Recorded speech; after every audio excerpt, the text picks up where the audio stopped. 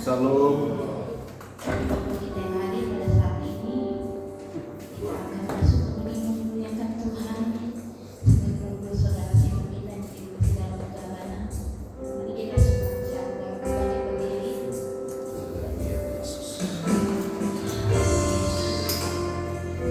Percaya bahwa semua hadir saat ini, melawan setiap kami.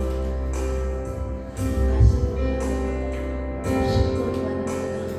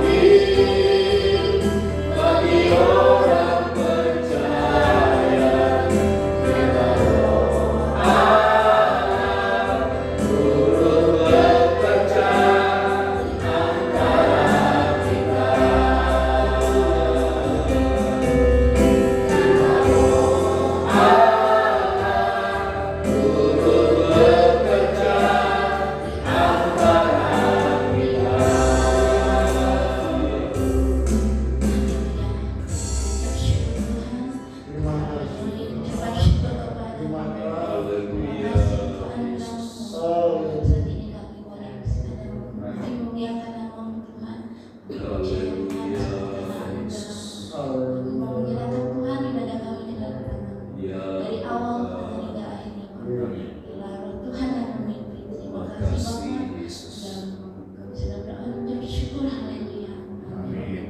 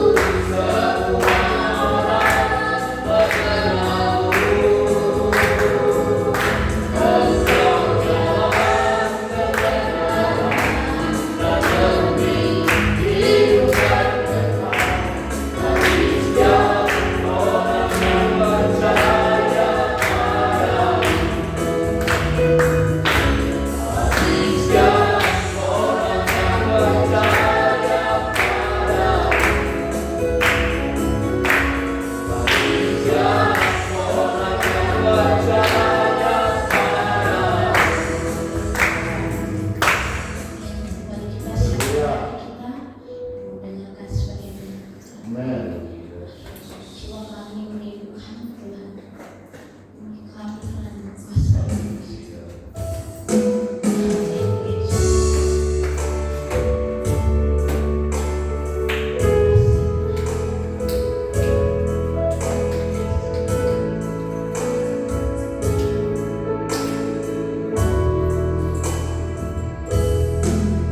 jiwaku merindukanmu.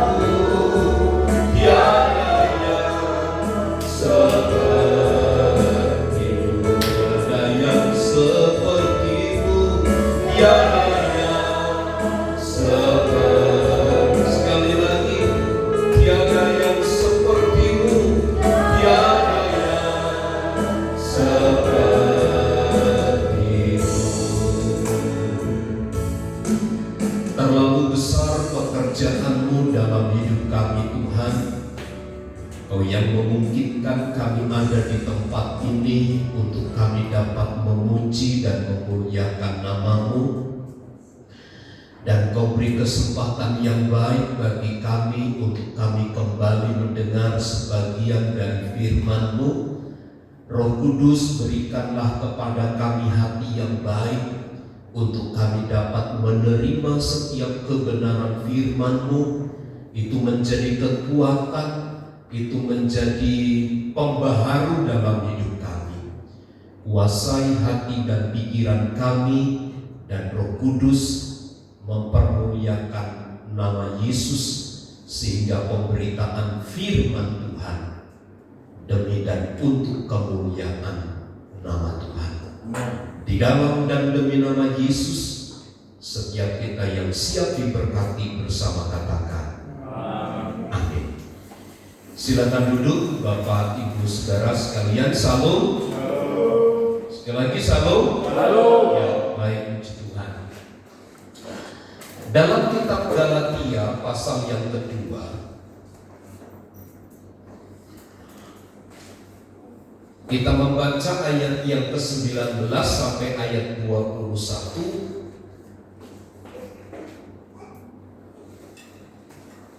Kitab Galatia pasal yang kedua, ayat 19 sampai ayat yang ke-21.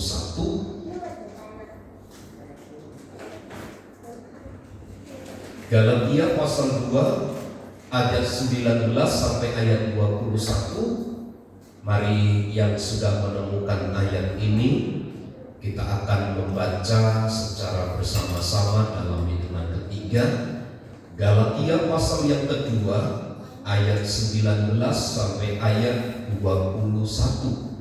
2, 3. Sebab aku telah mati oleh hukum Taurat untuk hukum Taurat, supaya aku hidup untuk Allah.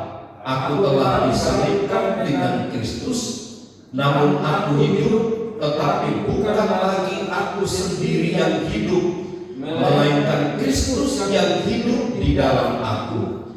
Dan hidupku yang kuhidupi sekarang di dalam daging adalah hidup oleh iman dalam Anak Allah yang telah mengasihi aku dan menyerahkan dirinya untuk aku. Aku tidak menolak kasih karunia Allah, sebab sekiranya ada kebenaran oleh hukum Taurat, maka sia-sialah kematian Kristus. Untuk ketiga kalinya kita membaca ayat ini.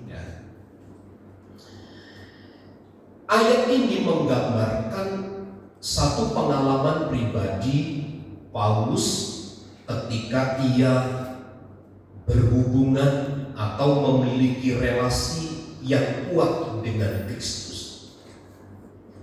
Relasi yang terbangun antara Paulus dengan Kristus itu bukanlah merupakan usaha baik daripada Paulus, tetapi semata-mata adalah oleh karena pekerjaan Kristus. Kalau di dalam beberapa terjemahan yang lain atau dalam pernyataan Paulus, sesungguhnya apa yang dilakukan oleh manusia, apa yang dilakukan oleh Paulus, sifatnya adalah diam. Jadi relasi dengan Kristus yang berdampak kepada keselamatan, kehidupan baru di dalam Kristus, tidak ada sama sekali andilnya manusia. Artinya, di posisi apa yang dikatakan oleh Paulus, ini adalah semata-mata relasi karena Kristus yang turut campur tangan guna keselamatan pribadi daripada Paulus. Ayat ini juga menggambarkan betapa Paulus itu bergantung sepenuhnya hanya kepada Kristus. Dalam pernyataan ayat ini kita melihat bahwa ketika Paulus percaya kepada Kristus, Dia yang mati, Dia yang bangkit, maka ada dampak yang kemudian kita baca dari ayat-ayat itu. Bagaimana hukum Taurat itu telah mati, dan bagaimana kehidupan Paulus yang sekarang dihidupi itu bukan karena kedagingan daripada Paulus, tetapi oleh karena Kristus. Dan selanjutnya bagaimana di dalam Kristus itu Paulus mendapatkan garansi keselamatan yang kekal. Dari rangkaian peristiwa ini saja, Bapak Ibu Saudara, kita belajar begini, bahwa melakukan kebaikan, beramal kebaikan, sama sekali tidak ada manfaatnya, tidak ada faedahnya di dalam rangka membangun relasi dengan Kristus itu, karena semata-mata hanya dikerjakan oleh Kristus. Kita harus memiliki sebuah gambaran begini, bahwa keselamatan di dalam Kristus itu semata-mata anugerah, semata-mata pemberian yang cuma-cuma, tidak ada andilnya manusia. Dan inilah yang menyebabkan, seperti tadi saya katakan, bagaimana Paulus itu sepenuhnya bergantung kepada Kristus.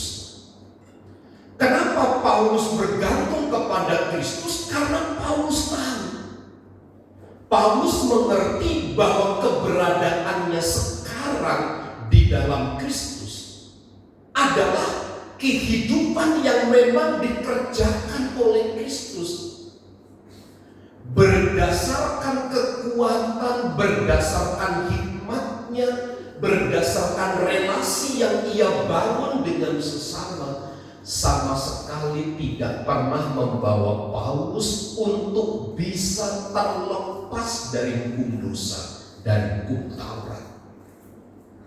Tapi hanya oleh karena Kristuslah yang bekerja, sehingga dengannya catatan ayat 19 sampai 21, bagaimana Paulus itu percaya, beriman kepada Kristus, dan hidup bergantung sepenuhnya kepada Kristus. Artinya, kematian dan kebangkitan Kristus itu menjadi dasar kehidupan Paulus sekarang. Kalau kita belajar di dalam kitab Kisah Para Rasul, di dalam kitab Kisah Para Rasul, bagaimana Paulus mula-mula dipanggil oleh Yesus Kristus itu, dia adalah seorang yang punya surat kuasa untuk membunuh. Dia membunuh, dia memasukkan anak-anak Tuhan ke dalam penjara, sah hukumnya. Tidak ada hukum yang dapat menjerat Paulus, karena memang semua masyarakat pada waktu itu membenci Paulus, membenci kekristenan. Saya ingin katakan begini, sebelum Paulus dipanggil oleh Kristus untuk menjadi hambanya, dia adalah seorang yang punya kekuatan, punya kemampuan untuk apa? Mengubah sebuah keadaan, mengubah sebuah peristiwa, sehingga kekristenan pada waktu itu dihambat olehnya. Tetapi kita belajar, ketika dia dipanggil dan ditangkap oleh Kristus, kehidupannya sekarang menjadi berubah. Dia tahu dulu, dia bisa, dia hidup, dia punya kekuatan, dia punya kemampuan, karena memang didukung oleh orang-orang yang ada di sekitarnya, oleh pemerintahan, oleh penguasa. Tetapi sekarang ketika ia dipanggil oleh Yesus, apalagi catatan kitab Galatia ini, dia menerangkan semuanya itu karena Kristus. Semua tidak ada yang lain, semata-mata hanya karena Kristus. Karenanya sampai satu komitmen yang keluar dari mulut Paulus dalam catatan ayat itu, aku hidup sekarang itu bukan aku yang hidup, tetapi Kristus. Saya melihat ada satu penghargaan dari hidupnya sekarang. Dulu sebelum dia dipanggil, ia hidup serampangan, ia hidup semena-mena, hidupnya berantakan ngawur. Tetapi sekarang ketika dipanggil menjadi hambanya, ia mendedikasikan dirinya. Bahkan ia menunjukkan identitas dirinya. Bukan lagi aku sendiri yang hidup, melainkan Kristus yang hidup di dalam aku. Kita membaca, kita melihat ada satu perubahan nilai hidup yang sangat mendasar. Dulu karena saya, karena koneksi, karena relasi. Tetapi sekarang ketika dipanggil dan percaya kepada Kristus, semuanya bicara tentang Kristus. Tidak ada yang lain yang dibicarakan dalam hidupnya, semata-mata hanya Kristus. Bahkan kalau kita membaca dalam kitab Korintus, dalam kitab Efesus, ia mengesampingkan nyawanya sendiri. Dia ceritakan di dalam kitab Roma juga, dia karam kapal, dia dianiaya, dia disesat, berapa kali hampir mati karam kapal. Artinya dia mengesampingkan dirinya sendiri. Yang dia pikirkan adalah bagaimana Kristus itu diberitakan. Sampai kepada titik seperti itu. Itu sebabnya kita tidak heran ketika membaca Galatia pasal 2 ayat 19 sampai ayat 21 itu, bagaimana relasi yang dibangun sedemikian intim dengan Kristus dan menjadikan dirinya itu lebih rendah dari segala sesuatu, sehingga ia hanya berkata, saya itu pelayan, saya itu hamba Kristus, saya itu budaknya Kristus.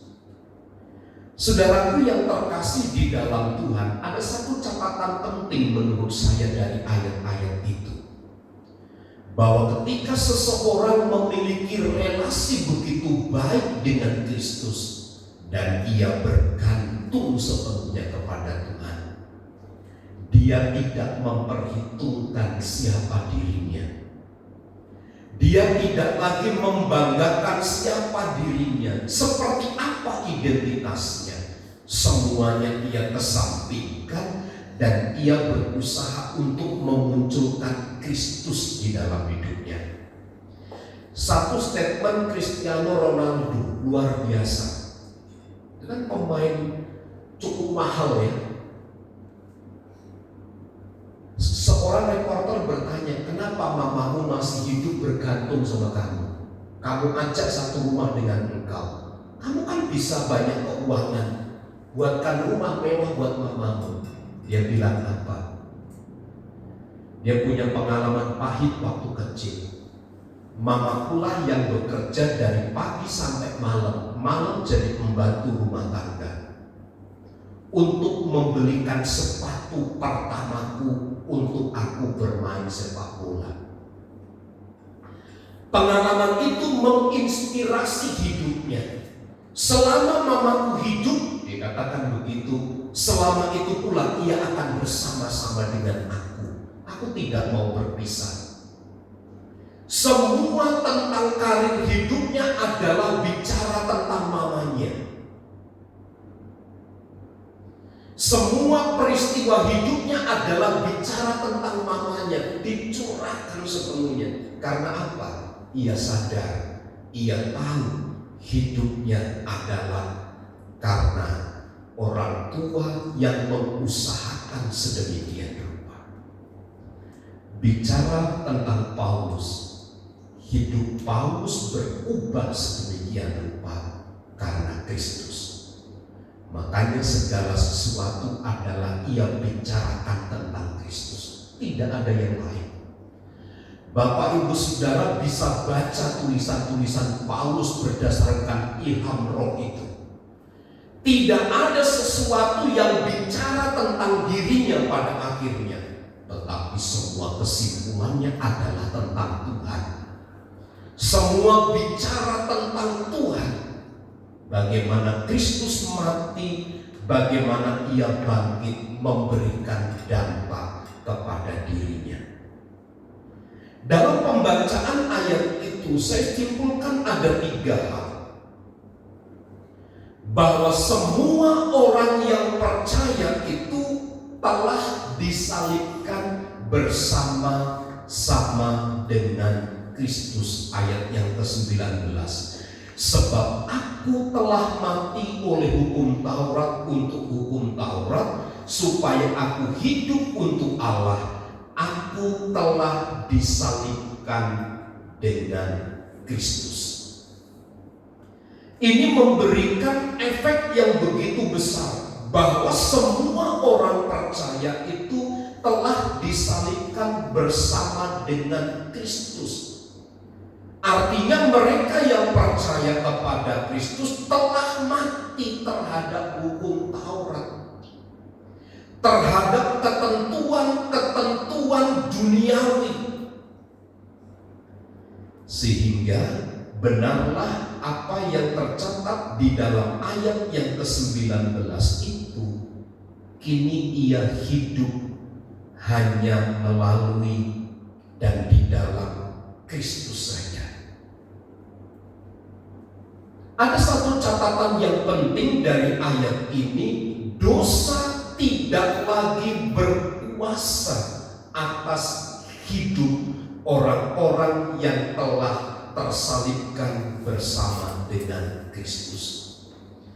Bapak Ibu Saudara, ini menjadi satu catatan penting bagi kita yang percaya kepada Kristus, bahwa kedudukan kita ketika kita percaya kepada Kristus, kita ini telah disalibkan.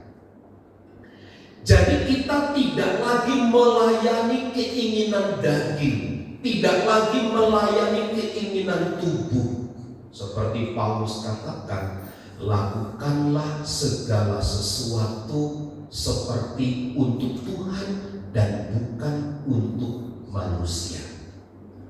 Kalau kita bekerja, bekerjalah sama seperti untuk Tuhan. Itu konfirmasi ayat ini.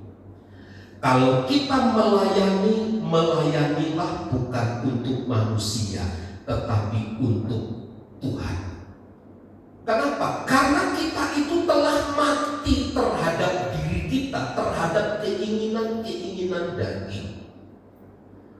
Karenanya semua orang percaya yang percaya kepada Yesus Kristus, sebagaimana Kristus telah disalib, maka pribadi yang percaya kepada Kristus pun sesungguhnya telah tersalibkan.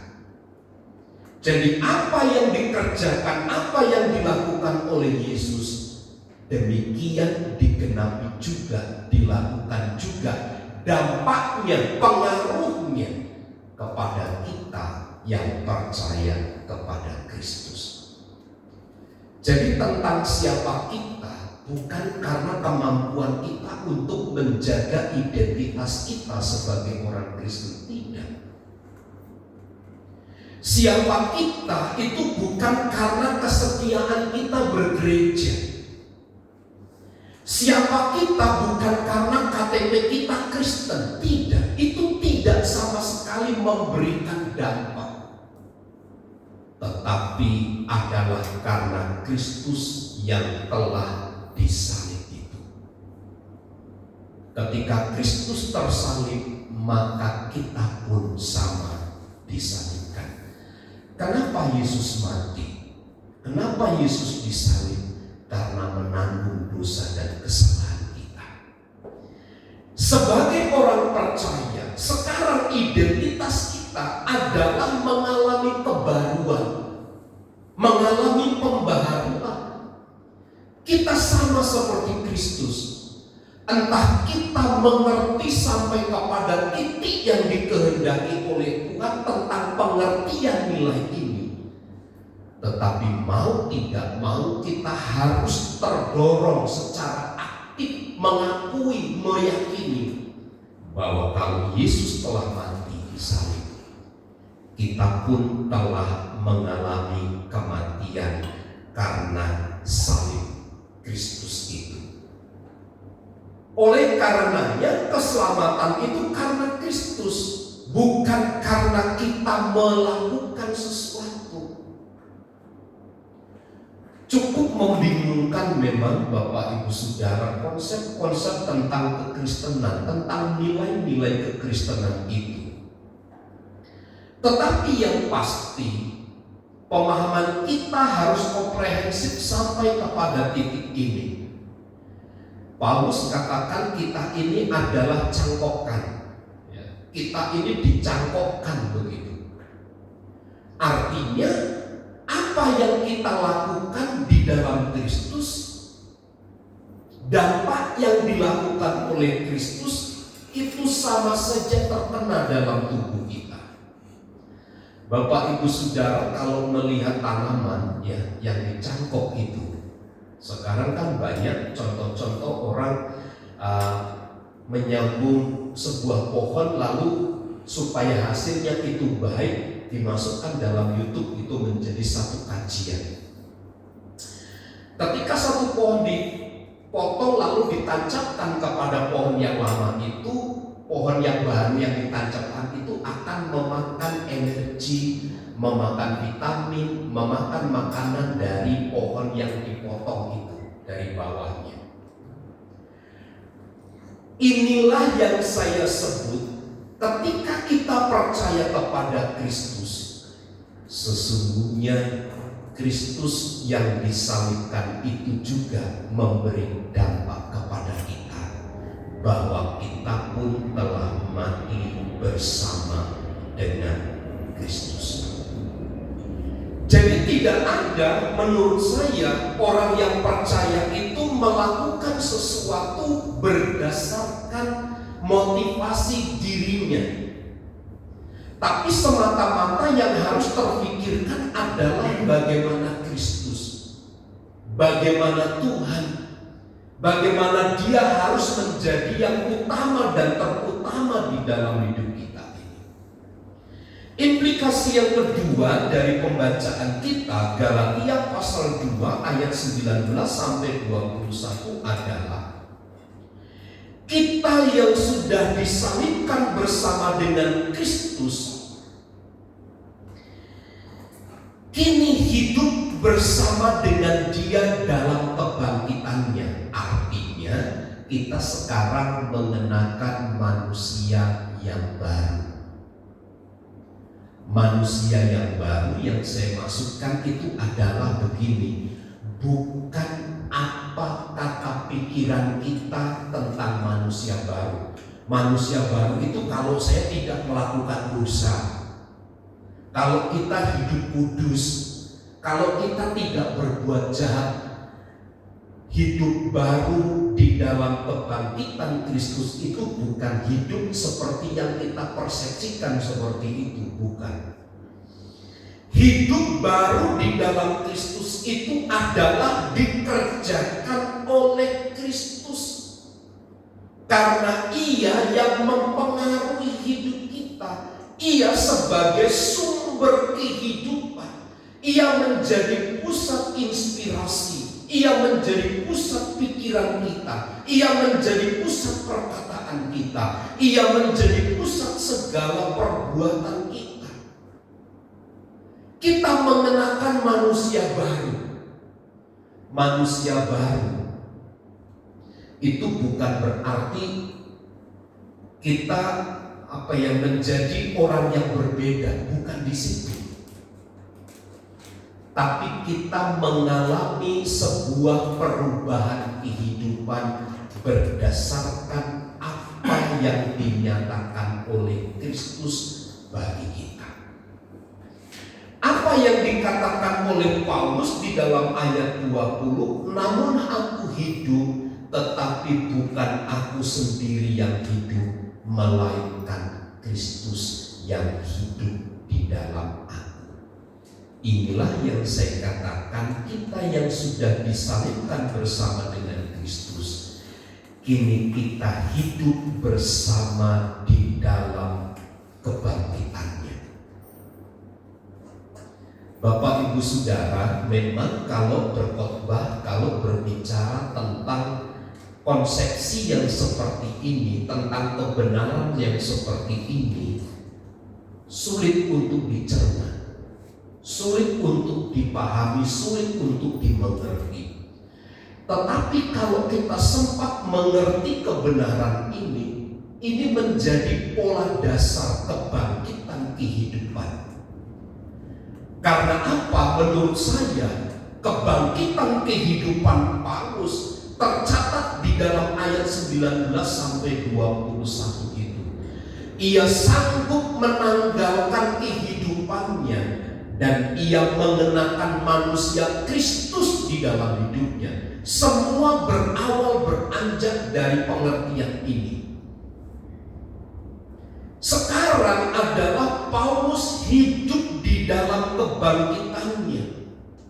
Kenapa demikian?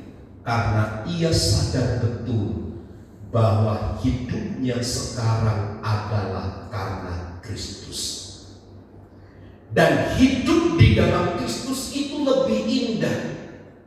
Hidup di dalam Kristus itu lebih manis.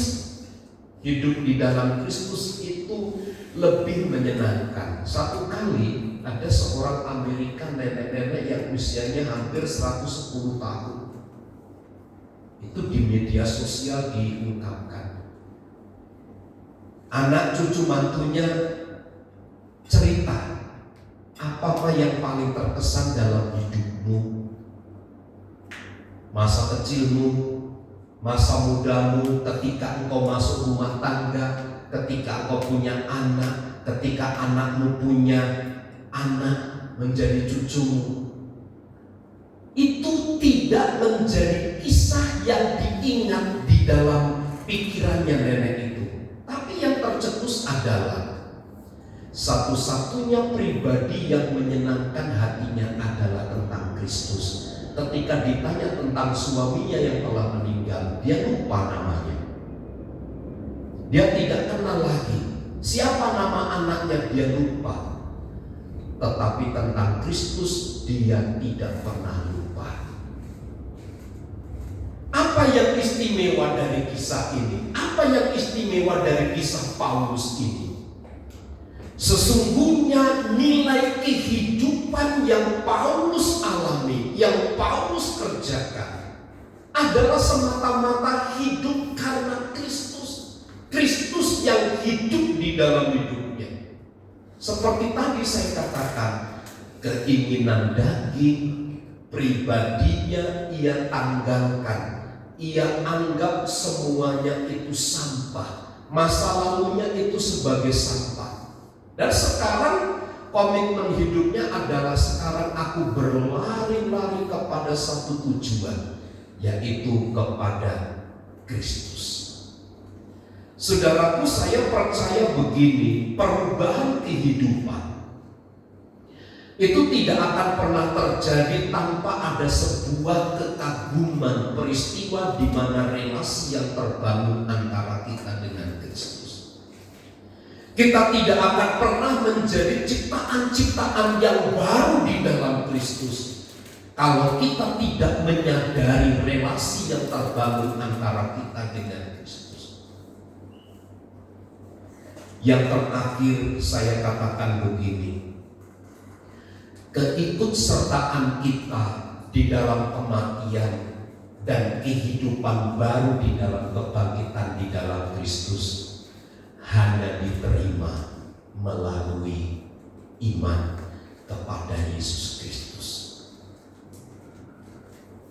Jadi kehidupan yang baru dalam kematian dan kebangkitan Kristus, keikutsertaan kita ketika kita percaya kepada Kristus, Kristus yang mati, kita pun telah mati terhadap dosa.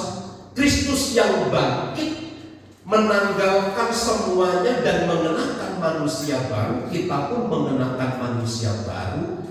Keikutsertaan kita terhadap kematian dan kebangkitan Kristus itu hanya bisa diterima melalui iman kepada Yesus Kristus. Melalui iman kepada Yesus Kristus. Sekarang Bapak Ibu Saudara lihatnya di Jerman, di Inggris, di Amerika, ketat sekali. Saya cerita kemarin kepada seorang ibu, dia sering bolak-balik ke Amerika. Oh, bantu doa yang nanti Januari saya akan kembali lagi. Lah, kenapa harus bantu doa? Kan ibu kan sering ke sana. Bilang begitu, bolak-balik. Justru yang sering kali bolak-balik ke Amerika itu dipertanyakan sekarang. Saya hanya kasih gambaran begini Bapak Ibu Saudara. Orang-orang yang tidak percaya kepada Kristus sekarang di sana mulai hidupnya tidak nyaman. Karena apa? Mereka tinggal di negara orang, hidup di negara orang, makan di negara orang, tinggal di negara orang, mencari pekerjaan di negeri orang, tetapi dia masih menggunakan kehidupannya sendiri. Paulus katakan, ini salah, konsep hidup yang salah.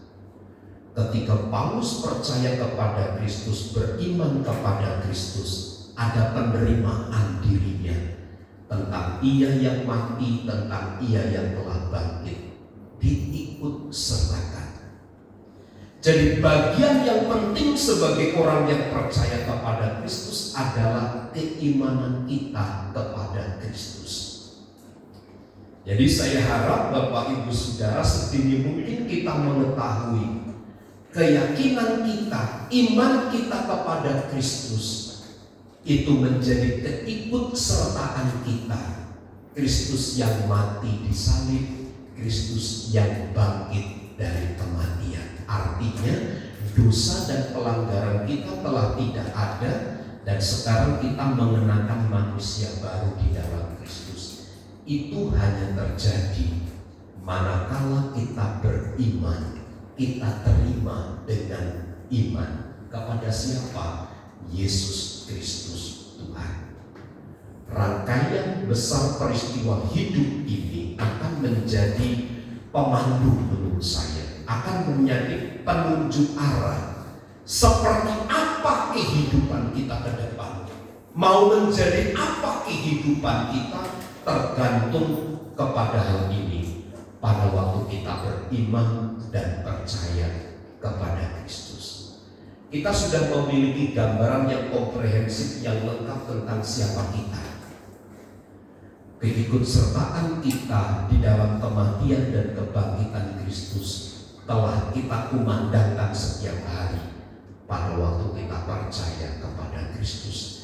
Jangan ragu Bapak Ibu Saudara, jangan bimbang ketika kita beriman percaya kepada Kristus. Sesungguhnya kehidupan kita bukan aku sendiri kata Paulus, tetapi Kristus yang hidup di dalam aku. Tuhan Yesus memberkati. Mari kita tundukkan kepala dan kita berdoa.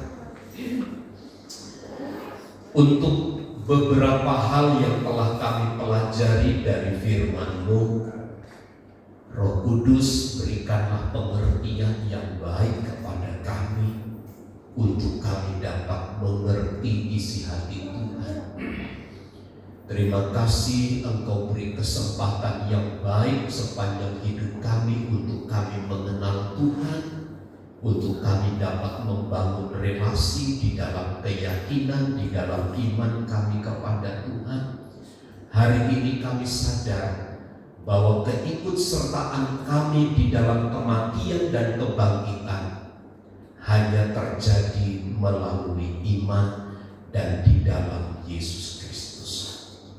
Karenanya hiburkan kami, kuatkan kami untuk terus mengarahkan pandangan dan perhatian kami hanya kepada Tuhan, sebab Tuhanlah yang tampil di permukaan hidup kami. Berkati kami dengan kuasa firman-Mu di dalam dan demi nama Yesus. Setiap kita yang percaya dan diberkati bersama katakan amin.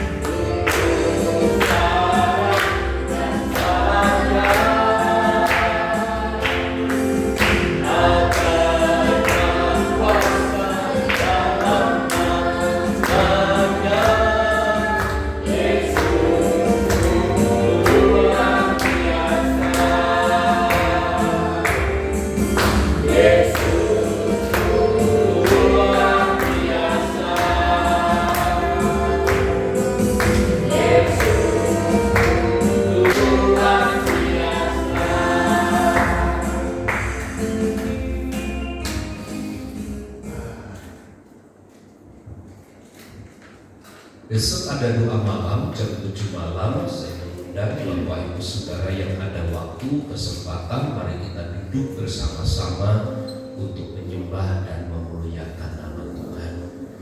Kita berdoa bagi para wanita yang mengikuti doa puasa mulai hari ini sampai hari Jumat, supaya Tuhan memberi kekuatan kesehatan yang baru bagi mereka ya. Saya kira demikian beberapa pengumuman yang saya sampaikan. Mari bersama kita berdiri, kita akhiri ibadah kita di dalam doa. Terima kasih untuk kesempatan yang baik kami dapat hadir memuji Tuhan di dalam segala keterbatasan dan kekurangan kami. Kami tahu Tuhan yang akan menyempurnakan semua ibadah kami. Kristuslah yang ditinggikan dan dipermuliakan. Jamaah berkati Bapak Chandra, pulihkan dengan sempurna dalam nama Yesus. Pasca operasi Ibu Simanjuntak, Tuhan pulihkan dalam nama Yesus. Bapak Rudi, Tuhan jamah dalam nama Yesus. Mama Cleo yang telah melahirkan anak yang kedua, Tuhan beri kesehatan, kekuatan, dan berkati anaknya dalam nama Yesus. Ibu Maria Opung Bonar, Tuhan jamah mereka dalam nama Yesus. Nama-nama yang kami sebutkan di hadapan Tuhan, Engkau yang bekerja menolong mereka sekalian. Anak kami Benyamin, Tuhan pulihkan dalam nama Yesus. Tuhan yang bekerja dalam kuat kuasa Roh Kudus. Sebentar kami akan tinggalkan tempat ini, kami pulang ke rumah kami masing-masing, sertai kami dengan damai dan sejahtera dari Kristus yang mengawal hati dan pikiran kami, diberkati dengan berkat yang berlimpah. Berkati kaum wanita yang mengikuti doa puasa hari ini sampai hari Jumat. Tuhan tolong beri kesehatan, kekuatan yang baru bagi tubuh jasmani mereka. Di dalam dan demi nama Yesus kami berdoa. Mari saudaraku, angkat tanganmu, arahkanlah pandangan hatimu kepada Tuhan dan terimalah berkat Tuhan. Tuhan memberkati dan melindungi engkau. Tuhan menyinari engkau dengan wajah-Nya dan memberi engkau kasih karunia. Tuhan menghadapkan wajah-Nya kepadamu dan memberi engkau damai sejahtera. Kiranya kasih karunia dari Allah Bapa, cinta dan kasih sayang dari Tuhan Yesus Kristus, persekutuan, penghiburan dan kekuatan dari Allah Roh Kudus yang menyertai dan memberkati hidup kita saat ini dan sampai selama-lamanya. Di dalam nama Tuhan Yesus, semua kita yang percaya dan diberkati bersama katakan